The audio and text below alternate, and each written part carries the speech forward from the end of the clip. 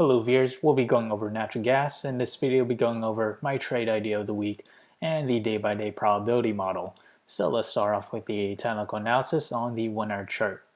We remain on positive MACD, but we're seeing signs of it diverging, and we're off of overbought levels with the RSI.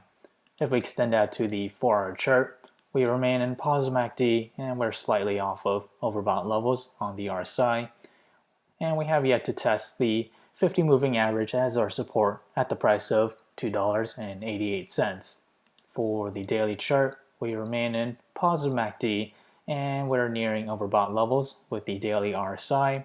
We are also making higher highs and higher lows, so the uptrend is still intact.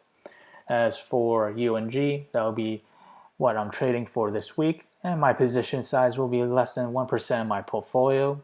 And my long entry will be at $11.26, which is this range right here, which acted as our past support level back in October 1st.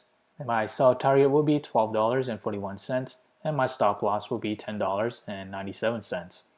On the other hand, if I were to open a short position, my entry will be at $12.94, which coincides with past resistance levels that dated back to September 24th as well as October 12th.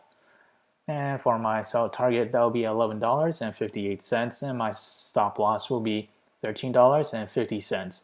So whichever entry price were to hit first, that will be my position of the week.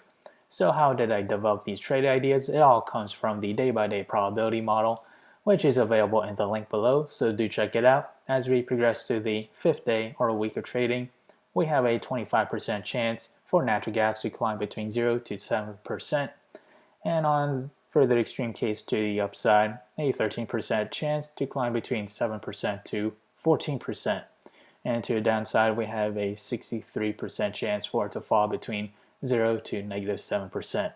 So if you enjoyed this content, feel free to like, comment, subscribe, and thank you for watching.